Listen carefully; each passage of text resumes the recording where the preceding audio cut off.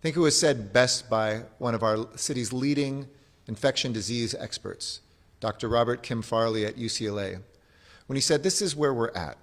The only way to open up our economy is to do it gradually and to see what happens, and to dial things back if the disease spreads so that our hospitals aren't overwhelmed.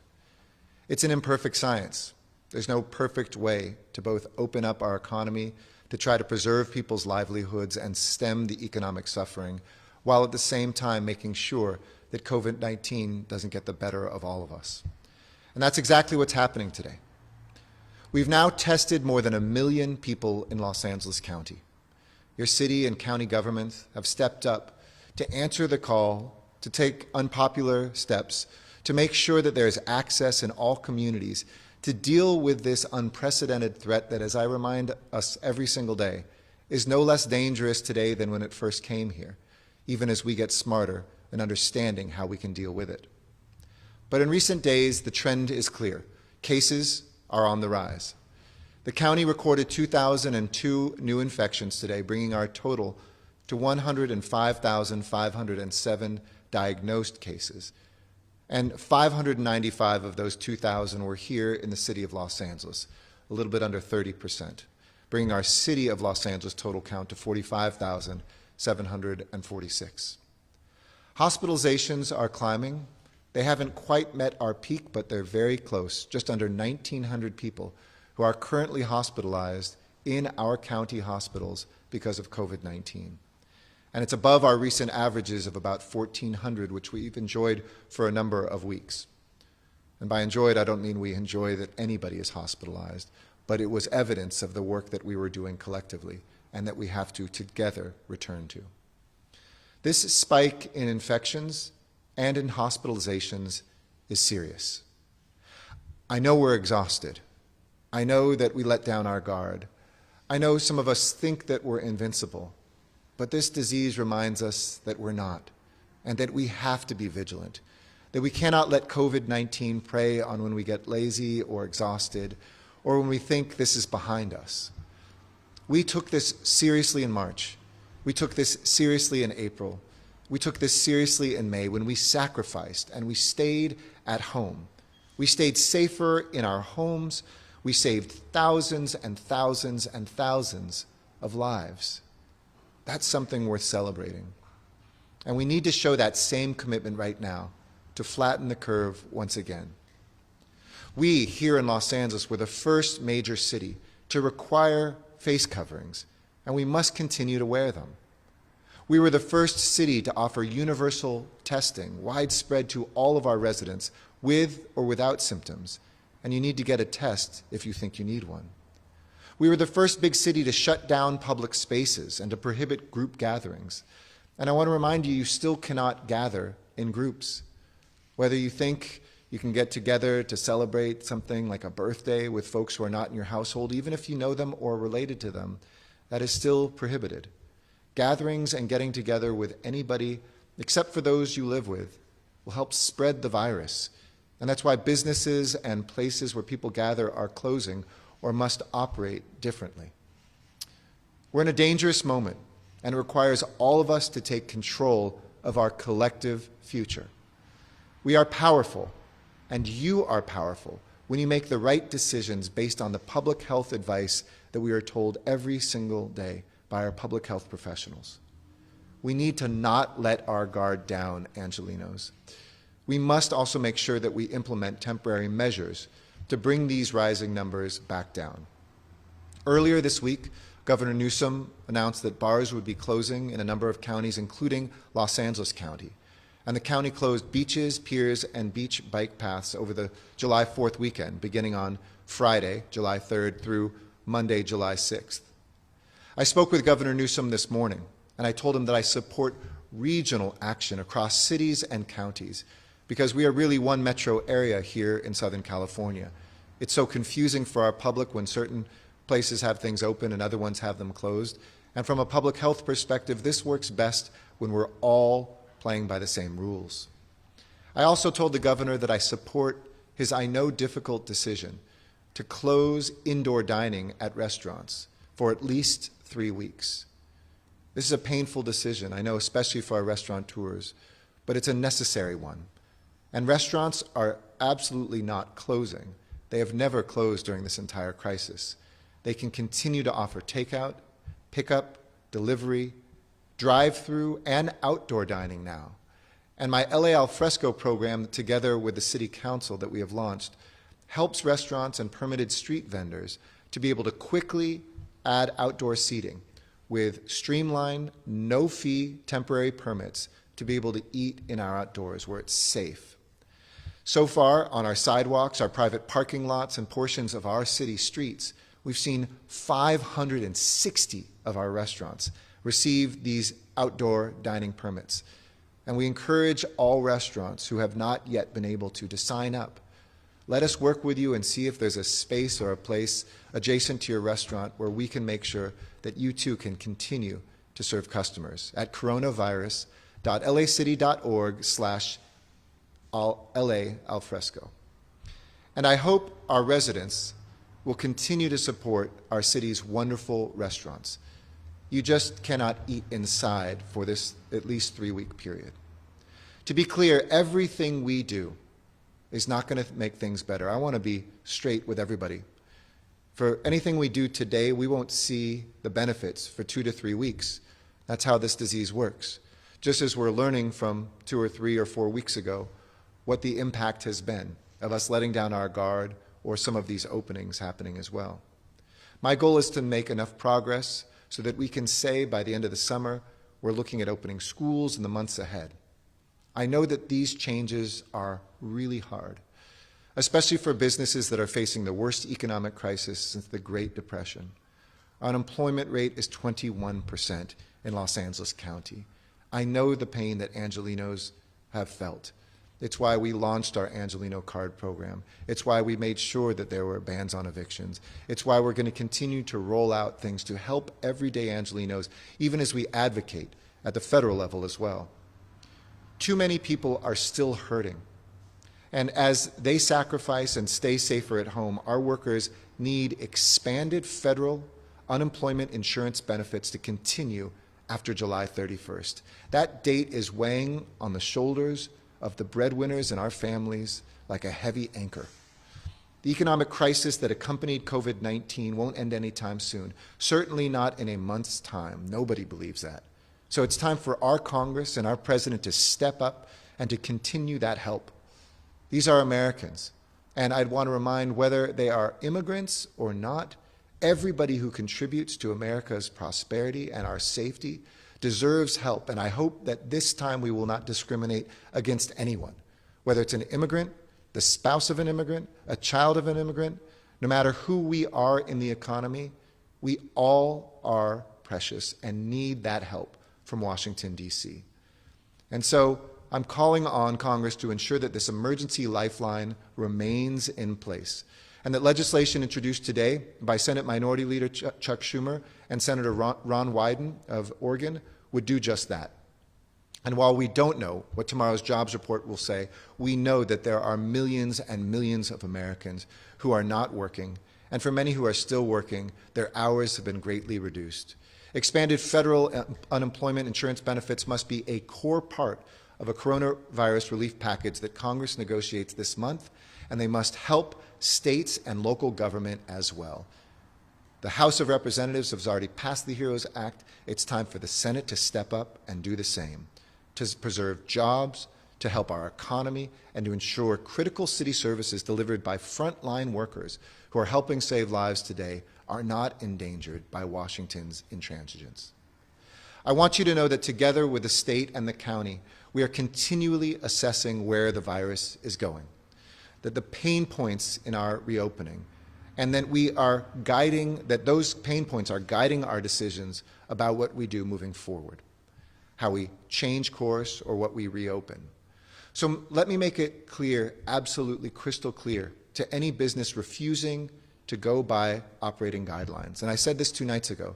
After 3 weekends, we saw half of restaurants, for instance, not complying with the most basic rules that are not optional. It's not a menu. They are mandatory. You need to comply with all regulations. The governor announced stepped-up strike teams from OSHA that will be going in there to make sure that workers are safe, that businesses are abiding by these conditions, and the county health inspectors that have gone out there every day will look at you and, if necessary, close you down, because you don't just endanger yourself, you endanger your workers and our economy when you're not playing by the rules. These protocols are also there in a positive way for you to read, to assess, and to implement, to preserve the lives of your workers, yourself, and your customers. And they're readily available, they're easy to read, and we've tried to make things as simple as possible to help LA businesses get back up and running. And those are all at coronavirus.lacity.org/business. Check them out today. Spend some time implementing whatever you have not done. And our business ambassadors will seek out businesses that are not in compliance with the 3 E's, with education, with encouragement, and yes, if necessary, passing on for enforcement. We will not hesitate to shut you down, but we don't want to shut you down. We just want to help you get in compliance. To support this business ambassador effort, I'm announcing tonight that we're activating Volunteer LA's Disaster Service Worker Volunteer Program. People who will now be asked to call businesses in the city to inform them about new protocols and to point them to resources, to let them know when there's been complaints, and to help them abide by these rules. If you are not yet a disaster service worker volunteer, and this is open to the general public, we already have thousands of people who have stepped up to help, and you can sign up at volunteer.lacity.org and click on Get Started to sign up. From the start of this crisis, I've made clear that data and evidence will inform every decision that we make, and so will our commitment to transparency. Information and data on the threat helps us all inform our behavior, guides us to better days. We're looking at our infection rate, to the positive test rates. So to make things easier and clearer tonight, we're going to begin posting the risk of COVID-19 infection on our website with a new indicator that shows you the COVID threat level. You can find this at coronavirus.lacity.org/threat level. And the infection threat level will be shown in the simplest way possible with colors, using red, orange, yellow, and green. I'll share this threat level with you at briefings moving forward. And today, we are at orange. That means that the risk of infection remains very high, with 1 in 140 people in LA County estimated to be infectious, and as early as next week, as many as 1 in 100 or even 1 in 70 LA County residents being infectious. When the indicator is orange, you want to stay at home as often as possible, as you can, and only leave for essential activities like going to work or going to the market. And you should assume everyone around you is infectious. Red would mean that we are still at the highest risk of infection, and residents must stay at home and take precautions, and will likely be on a mandated safer at home order, as was the case from March to May. Yellow will indicate we're successfully flattening the curve. Green will indicate that COVID-19 is mostly contained and presents a very low risk to Angelenos. We all want to live in that green and yellow area until there's a cure or a treatment for COVID-19. But right now we are orange.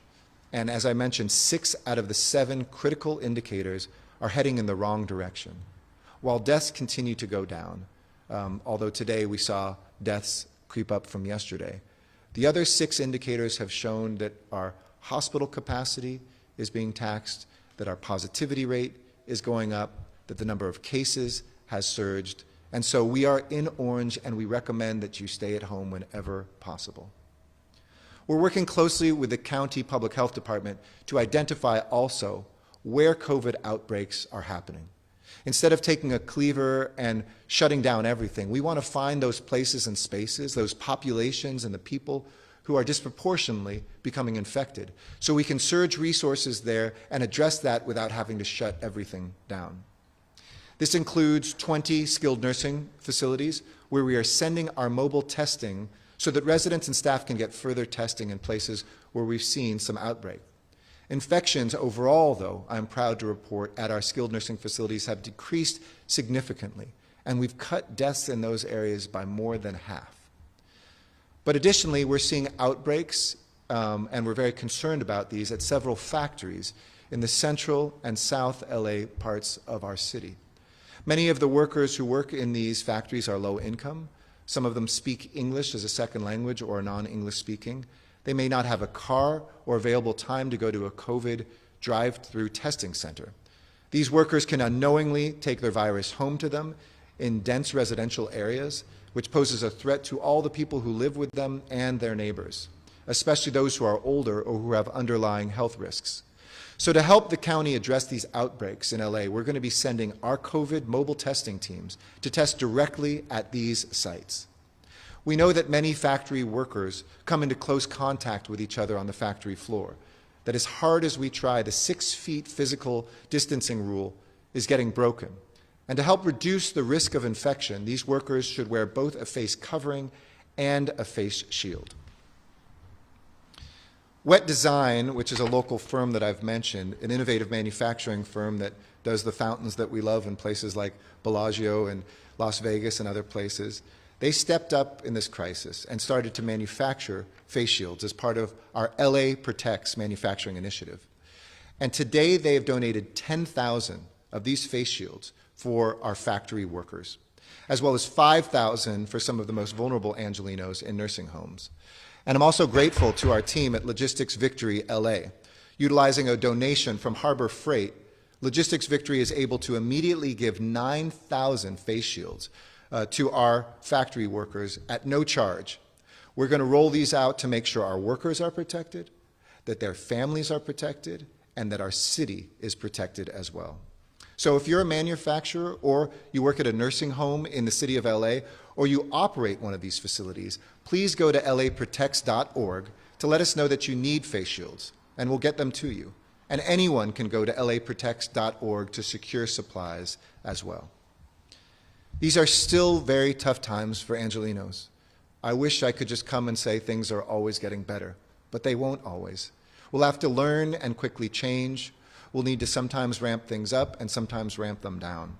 But I want to thank all my colleagues who are doing everything that we can to lessen the load on LA residents, to make sure our fines and fees are reduced in these times, to make sure that we roll out programs like our rental assistance programs, $100 million for low-income Angelenos and their landlords that will roll out in the next couple weeks.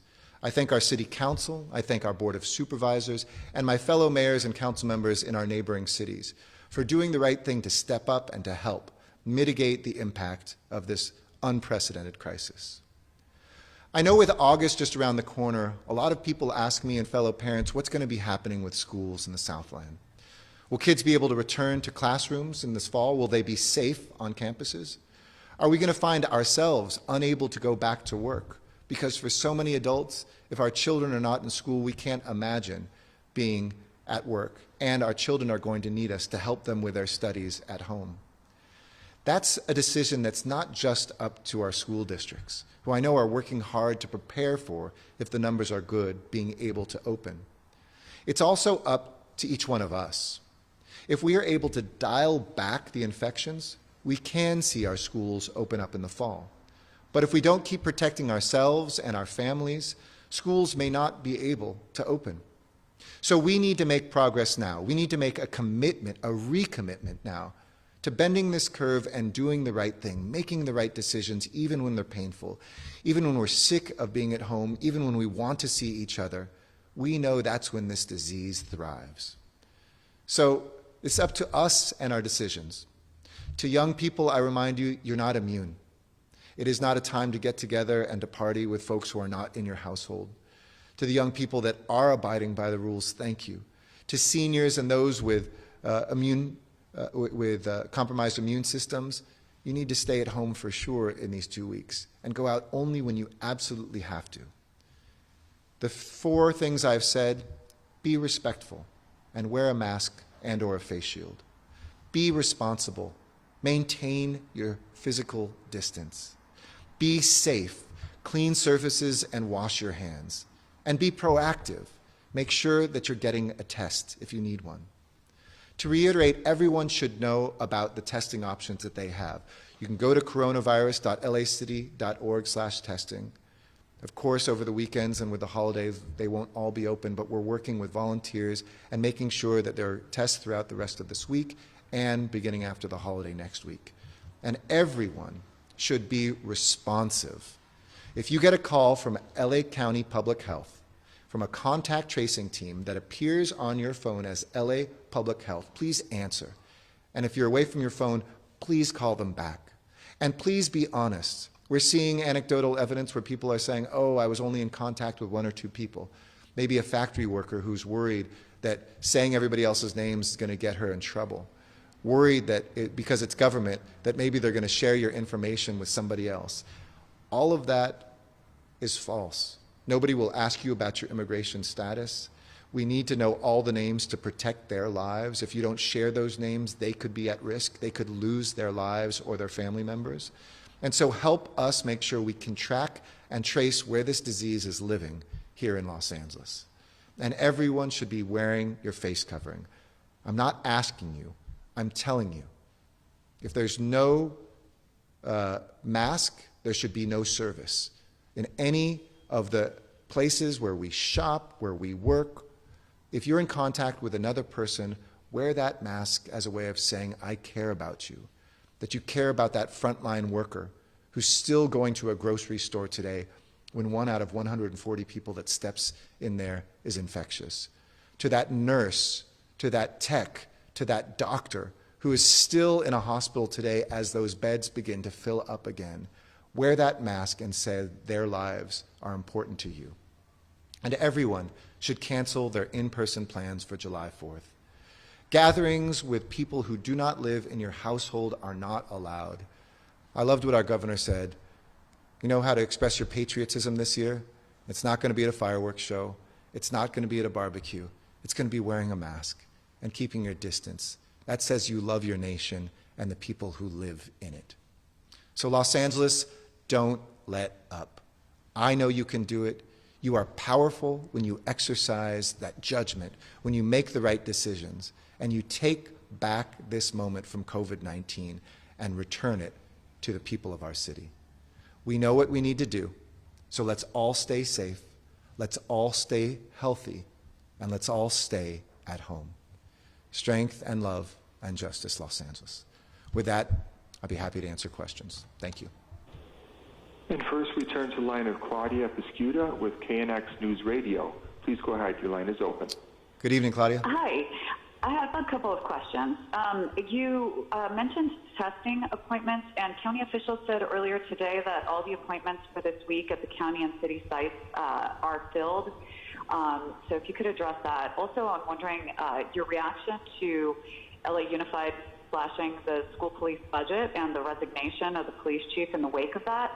My third question is regarding high-rise office workers. I'm hearing concerns about people who are being asked to return to work at high-rises, and that would, I guess, be a especially big concern for you given the concentration of high-rises in downtown LA and the fact that people would have to be in elevators and crowded lobbies and whatnot. So any potential changes or guidance on that specifically? Thank you. Sure. On testing, I know that there are moments when things are filled up. Let me get back to you by the end of this Q&A to see if all the city ones are. We always do see in the day also some open up. One of the good things is it used to be as much as a 30% cancellation rate. We're seeing 90% of people show up and wait, but we do have 10% capacity in the afternoon. Sometimes ones will free up. But let me check on whether they're booked through Friday. As I said, Saturday and Sunday and Monday, because of the volunteer workforce, we had some difficulty being able to keep them all open, but we will have the Crenshaw Christian Center open on Monday doing thousands of tests as well. In terms of the school district, this is a moment to reimagine public safety. And I do respect deeply the calls for, in some school districts in America, there are more police officers than there are counselors.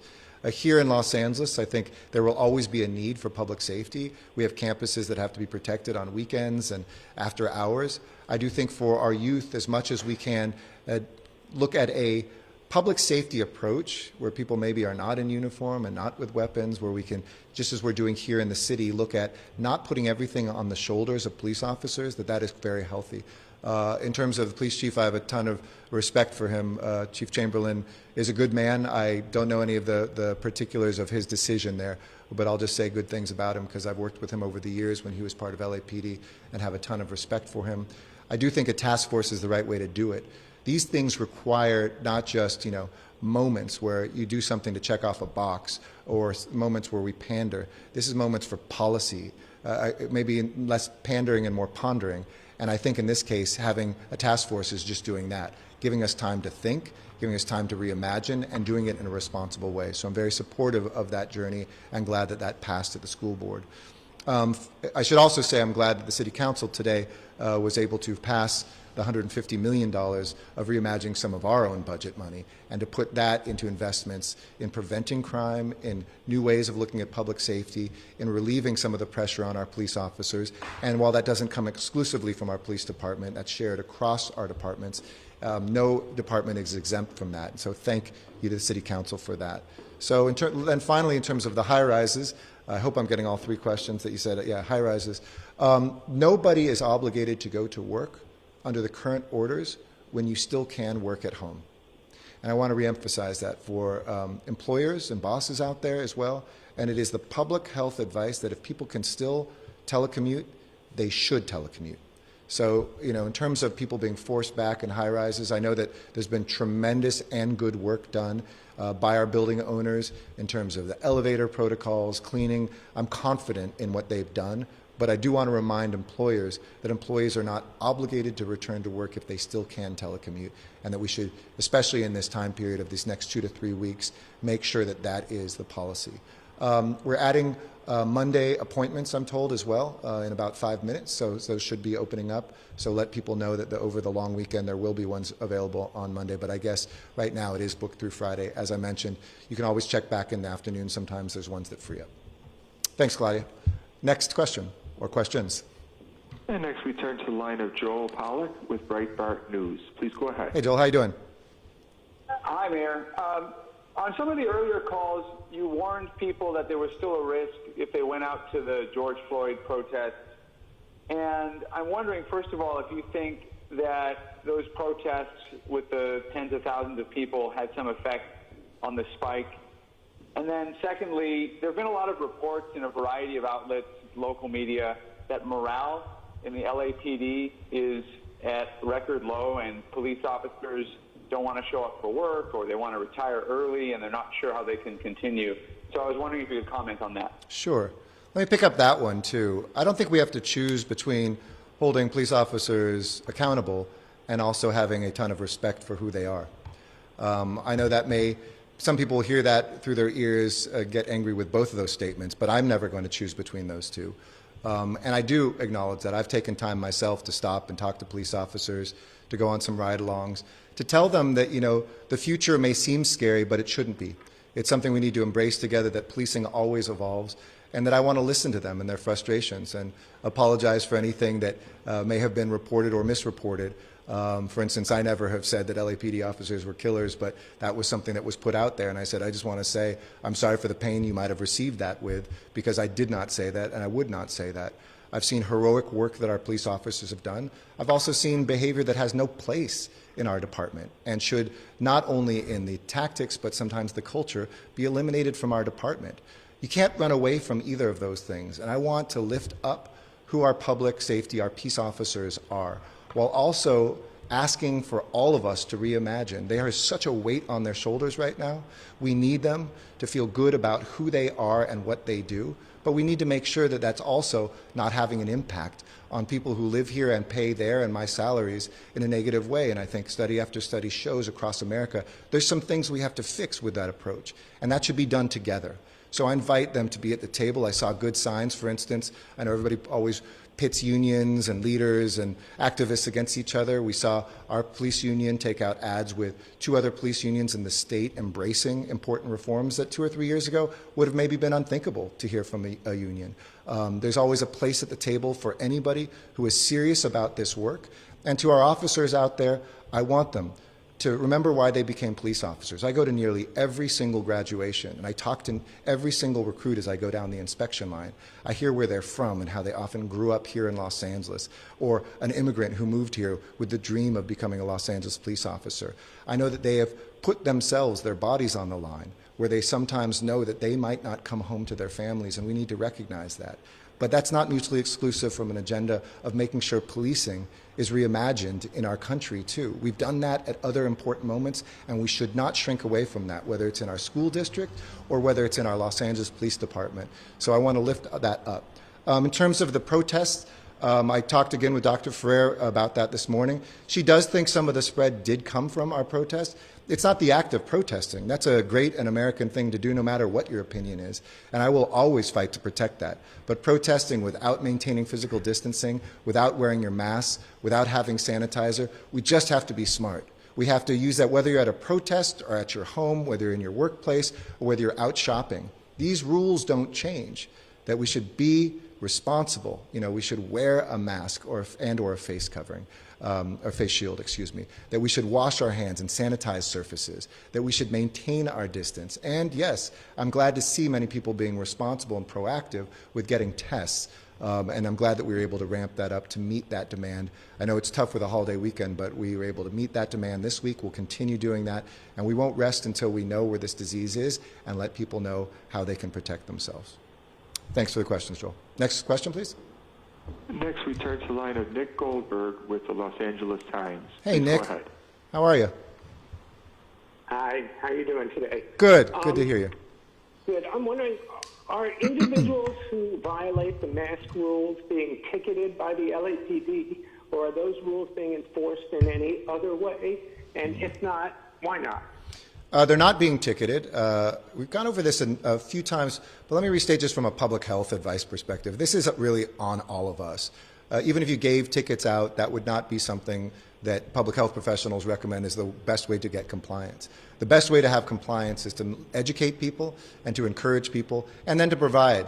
So, you know, we have had in parks, for instance, we hand out masks. We've had city employees who've gone out with vulnerable populations and made sure folks, for instance, experiencing homelessness who probably couldn't get facial coverings had them.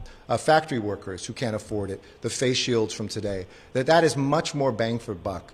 I don't want to turn Los Angeles into a police state. I don't want to have people who are worried that suddenly they're going to have a ticket that's going to cost them in a moment of economic downturn, a lot of money.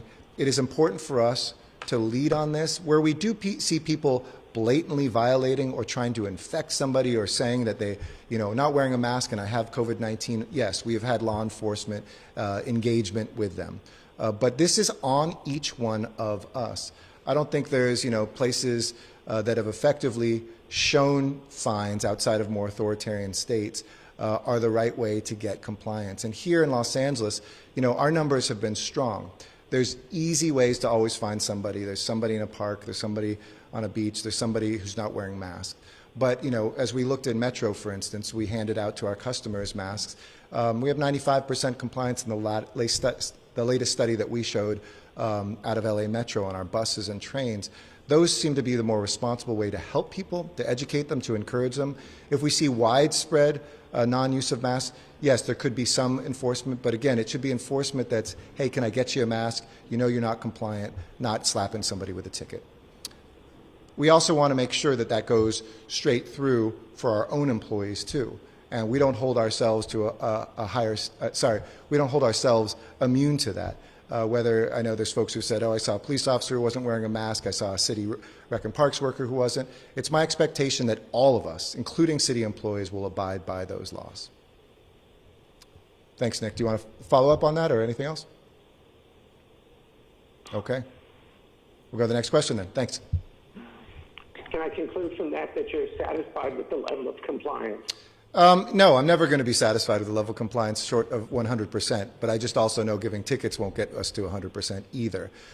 We have to be sensitive, different cultures, different languages. We have to be relentless, I think, in our communications. We have to be relentless in our education. We have to be relentless in our encouragement. We have to be relentless in where we help folks who might not be able to get masks and put that out there. So that's really where I put most of my time and energy in ramping that up rather than some sort of enforcement regime. Thanks. Thanks, Nick. Next question, please. And next, we turn to the line of Emily Dugdale with KPCC. Please go ahead. Hey, Emily, how are you? Hey, how are you? Good. So my question was kind of asked a little bit there, but I'll just follow up a little bit more Sure. on it. Obviously, people are posting a lot of photos on social media of LAPD officers not wearing masks, and I want to hear a little more about how the city's planning to enforce these city requirements to wear masks with LAPD officers. Sure. So early on we had that. We've had, the chief go to roll calls. He's made it clear, and it's my expectation, just like the rest of the city, while we don't have 100% compliance, it is my expectation that our general managers, our chiefs, our executive directors will enforce in their respective 38 departments the protocols that are part of our county health orders and our state orders, full stop. So again, I know in this day and age and in such a big city we can find those examples. My goal is to minimize those down to zero. I don't pretend that tomorrow we won't be able to see another one. I know when there's posting, people figure that's every LA City employee or every LAPD officer. That's not the case at all. And we continue to monitor that. We continue to enforce that. And it's my expectation of each general manager and or chief and or executive director, in other words, the people who lead my departments, that they are responsible for that, and I will hold them accountable to that. Thanks, Ellie. Next question. Next, we turn to the line of John Rigardi with Los Angeles Magazine. Please go ahead. Hey, John. Hey, Mayor. You've long discussed the need to prevent hospitals from being overwhelmed. Given the rising numbers and that ICU use and deaths are lagging indicators, how concerned are you about our local hospitals being able to bear the load? And as part of that, do you anticipate the convention center being pressed into service as a medical facility? And would you consider asking the USNS Mercy to be directed back to Los Angeles? I haven't thought about the USNS Mercy yet. It could be helpful. I think that would be one of the last ones we'd call. We actually enjoyed the medical teams more than I think the ship wound up being utilized, though we very much appreciated the Navy bringing it here. In terms of our capacity, I feel confident in the medium term, but in the long term, I'm worried. So short term, we're still at a decent place. Medium term, I know we can surge up much more. We had surged, anticipating things might get worse in March, April, May. And then hospitals unsurge because that's a lot of resources in each hospital to change beds, re-engineer spaces, et cetera. But we do have the capacity. I'll give you a great anecdote that, the state was about ready to wind down the convention center site. Our numbers had been good enough. We were looking at that as well and talking to the county about their needs. As we saw these numbers tick up, we put a hold on that so that the convention center can be available, so that it will be available. I spoke to the governor about that today. We spoke to Mark Garladucci, who's the head of emergency services for the state, and we're going to keep that on some sort of life support should we need to ramp that up. Similarly, St. Vincent's kind of got closed down, but it's still there, and I believe the county can reactivate that too. So I feel very confident in the medium term that we'll have enough beds and spaces if we need so. It starts first with hospitals expanding the number of beds they have, then our secondary sites like the Convention Center, St. Vincent's, and some other places. And then third, the long term, though, if we don't see our behavior, these additional closures have an effect, and if we get into red on the threat indicator, then yes, we will be in a place where we really could be in a place coming close to where New York was, where we're meeting capacity in certain hospitals and becoming overwhelmed. I do believe we have plenty of time to prepare for that. These are worrying indicators, but these aren't ones that should cause any widespread panic at all. We still have many, many ventilators, hundreds, I don't have the exact number, but close to 1,000 ventilators, if not above. We have hundreds of beds that we can surge and or are available. But we could be at capacity with them in 3-4 weeks. So we are preparing to make sure we can go to additional sites. And it could be that sometime in August, if we don't see these numbers and the rate of increase come down, that we could be overwhelmed. So look at what we see in places like Inland Empire and Riverside and other places where they're at 99% capacity. A lot of people hear those numbers and think, wow, that sounds horrible. Usually, ICU beds are close to capacity because you want to operate, if you're a hospital, as close to what the need is. You don't want to keep 50, 60, 70% empty all the time. That's very expensive and a waste of space. So you always operate in this margin of that 10 to 20%, and we're seeing that number close down in some other neighboring counties, and here it'll be important for us to safeguard that. So in conclusion, medium term, feel strong. Long term, I'd be worried if we don't beat that down. We have 1,204 ventilators, I was just told, that are available today. So those are good numbers, higher than what we had in the past, but if this trend continues, they will be taxed. Thanks, John. Next question, please. And next we turn to the line of Gina Pollock with KPCC Radio. Please go ahead. Hi, Gina. Hi, thanks. So my question is about contact tracing. Yeah. You said that everyone who tests positive for COVID-19 in LA County will get a call from someone from the Department of Public Health asking them who they've seen, who they've been with.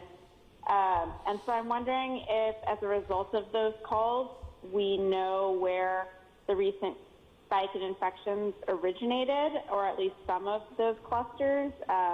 I'm curious if it was bars or parties or indoor restaurants or beaches, like if we just know any more info about that. Sure.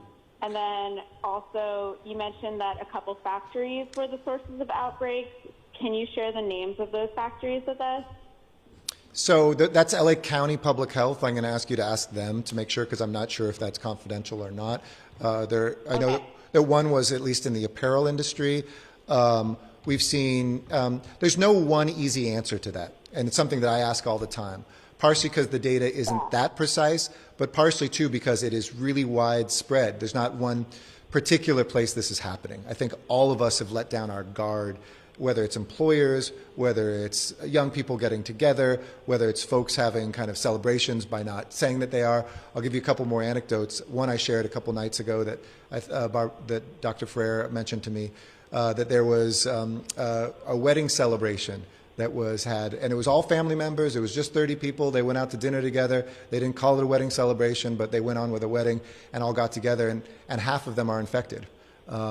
You know, they don't all live together. We think, oh, it's the same family, we're okay. And another thing I wanted to say too is a lot of young people's like, well, I got tested last week or even 2 days ago. That test is only as good as that day. The next day, you know, you may be infected. So you can't just say, I've been tested and it's okay for me to hang out with people. It's only a snapshot of that moment whether you are infectious. So we're seeing in companies, we're seeing in our own facilities. We saw, for instance, at our Amundsen Training Center, where our police officers are trained. We saw a small cluster.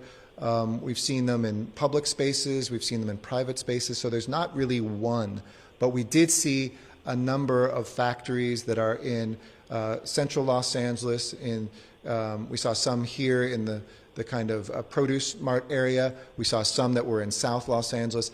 And I'll check with LA County, or you can ask them directly, but I'd be happy in my next briefing to share those names if those are not considered private. But we will be, as I mentioned, when I heard about that, I said, how can we help? And we're going to be surging our LA City on-site testing teams to some of those places. And some of those places reached out to us saying, we don't know how to do testing. Some of our folks don't have cars. Can you come to us? And I thought that was absolutely the responsible thing to do, just as we're doing in our public housing, just as we're doing with people experiencing homelessness, just as we're doing with our skilled nursing facilities who also don't have sometimes the capacity to do the testing. Thanks, Gina. Next question, please. And next we turn to the line of Mary Beth McDade with KTLA. Please go ahead. Hi, Mary Beth. Hi, Mr. Mayor. Two questions. The first is, in light of this deadly spike in COVID cases, what would you say to those planning protests this weekend, and would you recommend that they cancel them and stay home and save lives? That's number one. Number two, how many of these new cases were people who were protesting or had a family member that was out protesting? And are the contact tracers asking this question to COVID-19 positive people? And if not, why are they not asking this question? Let me check. Those are all LA County employees. We have given 300 of our folks who are now being trained to be contact tracers. So I don't know if the specific question is, but they do ask, where have you been? And they do try to connect the pieces of where people have been. I've asked those same questions a lot because I want to get those answers too. And the most conclusive answer I've gotten is Dr. Frere does believe with more kind of certitude than just a couple days ago that that was part of the spread. My advice would be the following. Use your discretion. I think it's very difficult for a government person to say, don't exercise your First Amendment rights. So I'm not going to say one way or the other. But if you do go out, socially distance, maintain that distance. And remember, when people are shouting and chanting, that also can be, I'd take more than 6 feet. I would maintain your mask. I would bring hand sanitizer. I would do all of those things. And yes, wherever we can, use discretion. I certainly want to see this march towards racial justice continue. I don't want to see us let up. I don't want to see that disappear. I don't want it to be just a moment in time, because I think the work that we have to do, and not just in public safety, but with banking, with education, with all the racism and discrimination that we have seen in this country for centuries, we have hard work to do, and I think the people's voice is critically important. But you should not be endangering yourself. You should be using your discretion and always be responsible if you are out there. So we do believe there is a connection. We don't believe that everybody has been doing this safely. And wherever you can, please stay at home. Next question, please. And our next question comes from Spanish in the line of Gabriel Huerta with Telemundo. Please go ahead. Hi, Gabriel. Gracias, señor alcalde. La pregunta es, ¿qué medidas adicionales a las ordenadas ya por el Estado y el Condado tomará la ciudad de Los Ángeles para reforzar su lucha contra la pandemia? ¿Y de qué manera se estará supervisando para que estas medidas se cumplan? Gracias. So I'll answer both in English and Spanish, and then I'll give my address also in Spanish. We're taking a number of steps. Some of the measures we take are not necessarily stricter. As I know it always gets confusing, but I'll say it every single time I make a presentation. The state sets the boundaries and sometimes some of the rules, and then counties determine what you can and can't do. Cities are not able to go faster in terms of opening more things up, but we can be sometimes more restrictive. It's my philosophy that even if we are more restrictive in a city, if you're part of a 10 million county, it has no effect when people can go just next door, can go across the street to work out, to eat, etc. So we have to move together. That's why I've been very supportive of the measures put forward to close down our bars, to stop indoor dining, and to make sure that we have closures of things as well along the lines of what we've seen from the governor. I believe that in the next 2 or 3 weeks, we may need to look at more, and I won't be shy about us going further, but I do want to do that hand in hand with other cities. I'm constantly in contact with my fellow mayors in LA County. I'll be talking to all 88 mayors later this week, I think tomorrow. I want to do that in conjunction with neighboring counties because we really are part of one public health zone. And as we've shown in Los Angeles, we won't be afraid to lead, whether it's mandating these for the first time, closing down our public spaces is the first big city in America to do that, whether it's the safer at home order or more. But right now we are compliant with the state and the county measures. So they are exactly the same. There's not anything additional in Los Angeles City, and there's nothing weaker as well. So las regulaciones por estas órdenes están en las manos del Estado y el Condado de Los Ángeles. Pero como un alcalde de una de las 88 ciudades en el Condado de Los Ángeles, nosotros podemos tomar pasos adicionales. Ahora tenemos las órdenes que son exactos de los órdenes estatales y del Condado de Los Ángeles. Con el cerrado de los bares, los restaurantes interiores, las salas interiores, y también por las medidas, por ejemplo, en las playas en este fin de semana durante la fiesta del Día de Independencia. Pero es importante recordar que nosotros estamos en parte de un condado de 88 ciudades y un área de 5 condados. Es muy importante a tomar acciones juntos. Este fue mi mensaje al gobernador Newsom hoy, y gracias a él y el Estado, ahora estas órdenes son regionales. Y es importante tener una región que pueden tomar estos pasos juntos. Y en el futuro espero que nosotros, y si es necesario, pueden tomar pasos adicionales. Pero el poder a cambiar esto está en las manos de la gente de Los Ángeles y el sur de California. Y este es mi mensaje esta noche. Brevemente, yo quiero dar unas palabras en español también. Before I do that, I just want to thank everybody who's tuned in, who follows this in English, and thank you for doing what you can today, tomorrow, over this important holiday weekend. As I said, things are not going to get better for the next 2 to 3 weeks, but what we do today can impact 2 to 3 weeks from now, whether we can say we have held the line or not. Have a good evening to everybody tuning out, and with that, en español, brevemente también. Buenas tardes, Los Ángeles, y gracias por venir, por este mensaje muy crítico. Es nuestra responsabilidad ahora hacer lo que se necesita para tomar control de nuevo de COVID-19 con acción unida. Logramos empezar la reapertura de nuestra economía poco a poco, debido al trabajo que hicimos en abril y mayo. Y ahora con la subida de infecciones tenemos que dar un paso atrás. Está subiendo el número de casos.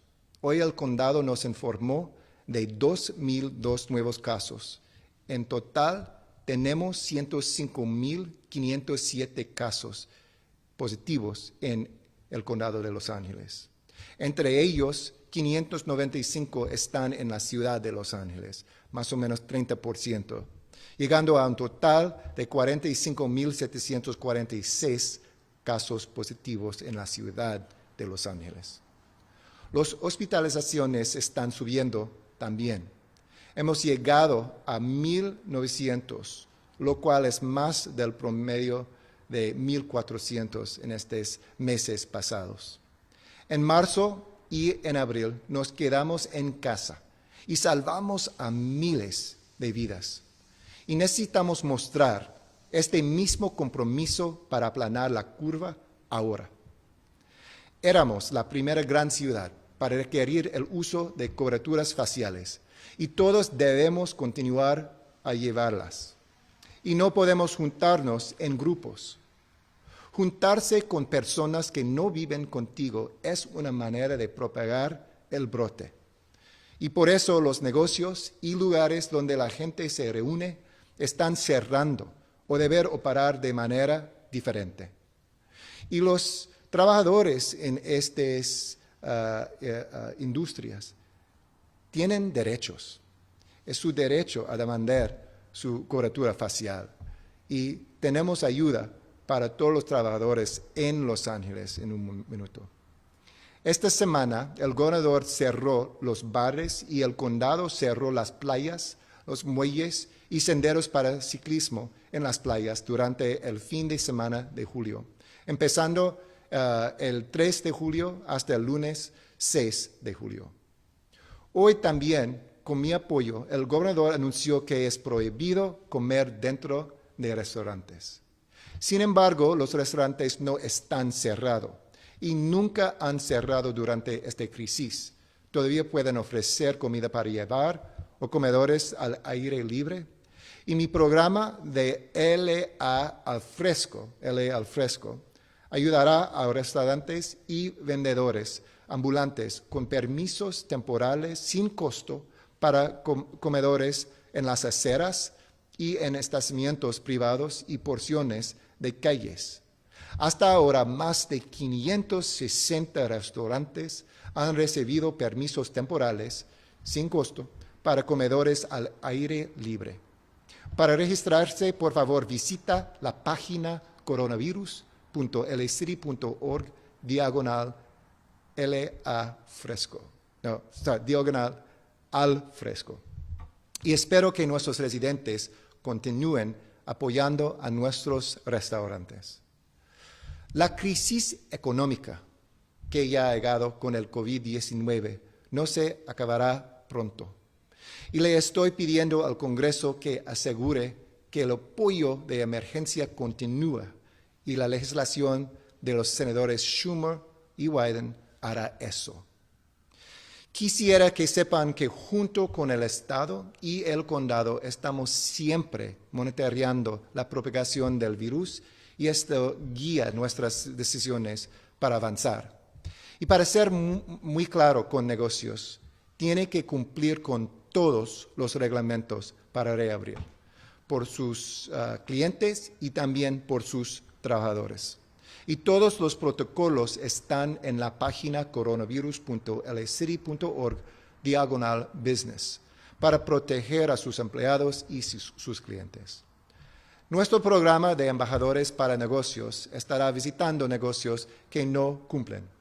Y si están poniendo en riesgo vidas y empleos, no dudaremos en cerrarlos. Además, he activado a nuestro cuerpo de voluntarios para apoyar a este esfuerzo, para llamar a empresas y ayudarles a conocer los protocolos. Para ser voluntario, visita la página volunteer.lacity.org y para inscribirse.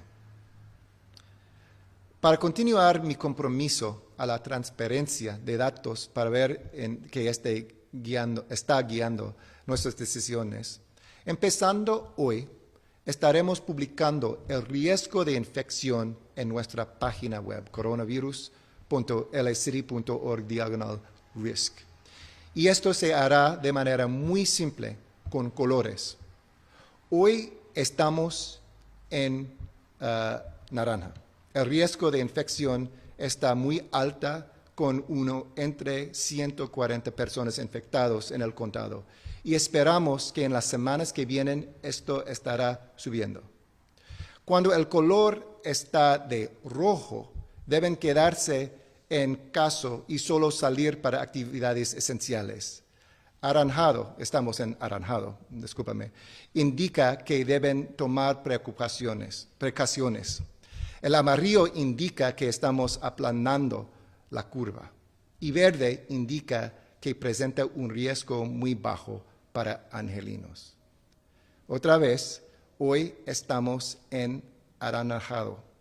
Y este es muy peligroso. No es rojo, pero este momento demanda nuestras acciones para proteger nuestras familias, nuestras comunidades y nuestra ciudad. Estamos colaborando con el Departamento de Salud Pública del condado para identificar lugares donde la infección se está propagando de manera rápida. Esto incluye 20 instalaciones de enfermería especializada, a donde estamos enviando a nuestros equipos de pruebas móviles para que los residentes y empleados puedan hacerse la prueba. Además, nos preocupan varios sur de Los Ángeles. Varios de estos empleados tienen bajos ingresos y no hablan inglés y quizás no pueden ir en auto a un sitio de pruebas. Para ayudar al condado a enfrentar brotes en fábricas en Los Ángeles, estaremos enviando nuestros equipos de pruebas móviles a estos sitios también, gratis. Y pueden ayudar a estos empleados a proteger sus vidas. Sabemos que muchos de estos trabajadores tienen que estar en contacto cercano con sus colegas y no pueden mantener la sana distancia. Ellos deben de llevar una cobertura facial junto con un protector facial. Wet Design, una compañía aquí en Los Ángeles, ha donado 10,000 unidades de protectores faciales para trabajadores en fábricas y 5,000 para personas en residencias para personas de tercera edad. Visita laprotects.org si eres un empleador o si necesitas protectores faciales. Todos deben hacerse la prueba. Por favor, visita la página coronavirus.lacity.org/testing para más información de las pruebas también y para una cita por su prueba. Todos debemos hacer nuestra parte en esta lucha. Todos. Eso significa cooperando con el programa del condado para localización de contactos, lo cual nos ayudará a identificar personas quienes han estado en contacto con personas infectadas y limitar la propagación en la comunidad. Si alguien de este equipo te llama, aparecerá LA Public Health en su teléfono. Por favor, responde a esta llamada. Es crítica. No son agentes de policía, ni les preguntarás de su estatus migratorio. Solo le preguntarán sobre sus últimos contactos. Y es muy importante a dar a ellos sus contactos, a preservar sus vidas, a proteger sus trabajos. Entonces, amigos, por favor, hagan su parte para mantenerse saludable. Quédense protegidos y, por favor, cuando puedan, quédense en casa. Fuerza y amor, Los Ángeles. Y muy buenas noches. Thank you, everybody.